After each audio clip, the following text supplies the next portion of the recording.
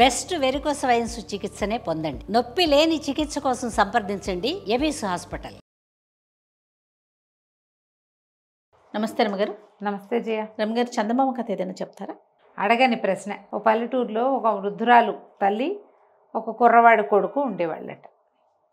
ఏమీ ఆస్తి పాస్తి ఏం లేవు వాళ్ళకి. ఏదో జీవితం అట్లా పోతూ ఉండేది. చిన్న పని చేసేది. చిన్నతనంలో కుర్రాడి చిన్నతనంలో తల్లి ఎటకొట్ట పిల్లాడు తల్లి కడుపు నింపుకునేవాళ్ళు. మెల్లిగా వాడికి 15-17 వచ్చేసరికల్లా మగ పిల్లవాడు పని చేసే వయసు వస్తుందిగా. వాడు బాగా గట్టిగా ఆ పని చేసేవాడు. ఏదో పర్వాలే ఒక మాదిరిగా నడిచేది. అయితే కొంతకాలం అయ్యాక వాడు వేరే వాళ్ళ పొలాల్ని మక్తాకి తీసుకుని, ఏమన్నా దాన్ని మనం ఏమంటాం, లీజు లాంటిది, అది తీసుకుని కౌలుకి మక్తా అంటారు, కౌలుకి అంటారు. కౌలుకి తీసుకుని చేసేవాడు. భూస్వామికి కౌలు ఇచ్చేసి తమ ఇంటికి చేరే ధాన్యంతో సంవత్సరం అంతా గడపలేకపోయేవాళ్ళు. ఏడాది గడిచేది కాదు. రెక్కలు ముక్కలు తీసుకున్నా మనకి ఏమిటమ్మా డబ్బులు చాలటం లేదు, ఇటు అవస్థ పడుతున్నాము అని తల్లిని ఎంతసేపు అడిగేవాడు. అయితే వాళ్ళ అమ్మ అనేది, ఏమిట్రా నన్ను అడిగితే నేనేం చెప్తాను రా నాయన, ఆ ప్రశ్నలు చెప్పే స్వామి ఎవడో ఉన్నట్ట పడమటి కొండ మీద, ఆయన అడిగితే చెప్తాడురా అనేది. సరే కొన్నాళ్ళు గడిచాక కుర్రాడికి ఎలాగైనా ఆ పడమటి కొండకెళ్ళి అక్కడుండే ప్రశ్నలు చెప్పే స్వామిని, ఎందుకు నా జీవితం బాగుపట్టలేదు అడగాలను, నాకు ఈ డబ్బు ఎప్పుడు సరిపోతుంది, ఎప్పుడు మాకు సరిపడా డబ్బులు వస్తాయి అని అడగాలని అనిపించింది. సరే ఏం చేశాడు, ఓ సంవత్సరం ఇట్లా మక్తా ధాన్యం రాగానే తల్లికి అన్నీ ఏర్పరిచి పెట్టి, అమ్మ నేను పడమటి కొండకి వెళ్ళొస్తాను, అడిగి వస్తా, దారిలో నా భోజనం నా ఏర్పాటు నేను చేసుకుంటా, నువ్వు మాత్రం జాగ్రత్తగా ఉండు అని తల్లికి ధాన్యము వగైరా సామాన్లు అన్నీ అప్పచెప్పి వెళ్ళాడు. వెళ్తే 7 రోజులు నడవగా కొంత మేరకు చేరాడు. అయితే ఏమైంది, 7 రోజుల తర్వాత ఓ ఇల్లు, ఒక ఆవిడ ఎవరిదో ఇల్లు కనపడితే ఈయన తలుపు కొట్టి, నేను పడమటి కొండకి వెళ్తున్నానండి, 2 పూటలు రెస్ట్ తీసుకుంటాను, ఈ పూట రెస్ట్ తీసుకుంటాను, ఇక్కడ తీసుకోవాలనుకుంటున్నాను, ఒక ముద్ద అన్నం పెడతారా అంటే, ఆ ఇల్లు ఒక ముసలమ్మది. ఆవిడ, దానికి ఏముంది నాయన, రారా, పడమటి కొండకి వెళ్ళే వాళ్ళంతా ఈ దారినే వస్తారు, ఈ మధ్య ఎవరూ రాలేదు ప్రశ్నలకి, రా నాయన, మీరు ఏం చేస్తున్నావు, ఏం ఊరు, ఏం కులం గోత్రం ఏవో అడిగి. సరే సాయంకాలానికి చేరాడు. శుభ్రంగా రాత్రికి అన్నం పెట్టింది. మర్నాడు పొద్దున ఇతను 2 రోజులు తినడానికి సరిపడా రొట్టెలు చేసి కట్టించి, అబ్బాయి ఎట్లాగో ప్రశ్నల స్వామి దగ్గరికి వెళ్తున్నావు కదా, నా కూతురు చూడు అని పిలిచింది. లోపల నుంచి ఒక పిల్ల వచ్చింది, చక్కటి చుక్క పిల్ల. రాల పిల్లని చూపించలేదు ఆవిడే, పిల్ల ఉంది లోపల తిరుగుతుంది కానీ వీడు చూడాల. మా పిల్ల చక్కని చుక్క, మరి దానికి ఏమో మాటలు రావు నాయన, మూగబొమ్మ, దానికి మాటలు ఎప్పుడు వస్తాయో కనుక్కో అని చెప్పింది. ఆ పిల్లని వీడు తను చూడాల. సరే అడుగుతానన్నాడు. రొట్టెల మూట భుజాన్ని వేసుకుని మళ్ళా నడిచాడు. 7 రోజులు నడిచేసరికల్లా ఈసారి ఇంకొక ఇల్లు తలుపు కొట్టాడు. ఈ రాత్రి ఇక్కడ పడుకుంటానండి అంటే వాళ్ళు అన్నారు, సరే మా ఇంట్లోనే ఉండు నాయనా అని ఆ పూట భోజనం పెట్టారు.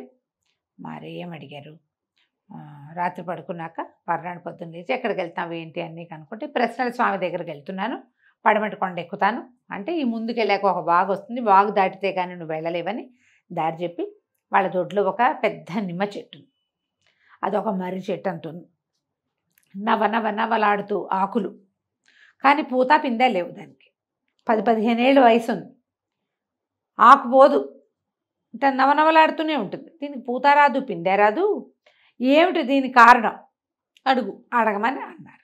వాళ్ళు కూడా ఏవో కొన్ని రొట్టెలు చేసిస్తే ఇతను అట్లా వెళ్ళాడు. వెళ్ళగా వాగు వచ్చింది. ఆ వాగు ఎట్ట దాటాలో తెలియలేదు. ఆ వాగు గట్టు మీద కింద కూర్చొని చూస్తున్నాడు. ఆలోచిస్తుంటే వాగులోంచి పెద్ద పాము వచ్చింది, పెద్దదో మహాసర్పం ఒకటి. హడిలిపోతే, సర్పం నువ్వు భయపడద్దు, నేను సహాయం చేస్తాను, నువ్వు ఎక్కడికి వెళ్తున్నావు ఏంటి, పడమటి కొండకి వెళ్ళాలి నేను అనేసరికల్లా, నేను నా నెత్తి మీద కాలు పెట్టు, నేను దాటిస్తా, నాదొక ప్రశ్న ఉంది, 1000 సంవత్సరాలుగా ఈ వాగులోనే ఉన్నా నేను, నాకు ఎప్పుడు విముక్తి వస్తుందో కనుక్కో కాస్త, ఆ మాట చెప్పావా, ఇక అంతకంటే ఏం అక్కర్లేదు అంటే సరేనని ఒప్పుకున్నాడు. ఆ పాము పడగ మీద కూర్చుంటే పాము తీసుకెళ్ళి వాగు దాటిచ్చేసి, సరే అక్కడి నుంచి నడవగా పడమటి కొండ చేరాడు. కింద బోళ్ళంత మంది జనం ఉన్నారు.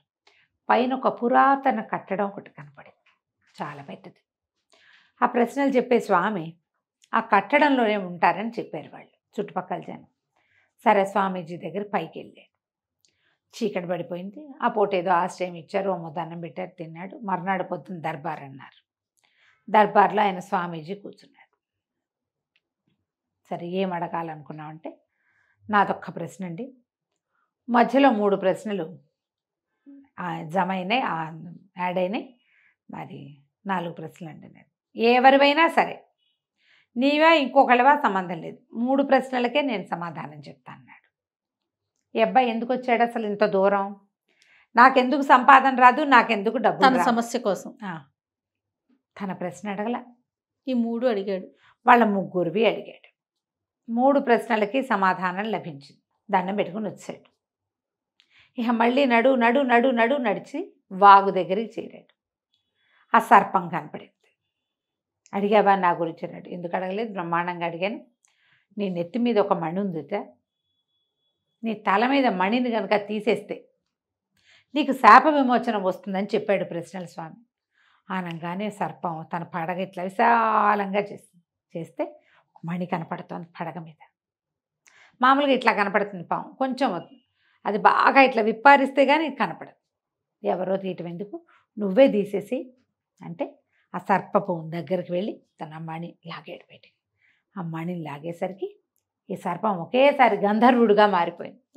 ఆహాహా ఎంత హాయిగా ఉంది, నా జీవితాన్ని నాకు ఇచ్చావు, ఆ మణిని నువ్వే ఉంచుకో, నాగమణిని నువ్వే అట్ట పెట్టుకో అని చెప్పి మణిని వదిలిపెట్టేసి వెళ్ళిపోయాడు. ఏం చేసుకుంటావు, నాగమణి ఏదో ఉపయోగపడుతుందిలే, నాగమణి దగ్గర ఉంటే పాములుగా రవ్వు అవి చెప్పుకునేవాళ్ళు. ఆ మణిని రొంటిని పెట్టుకుని మళ్ళీ నడిచాడు 7 రోజులు.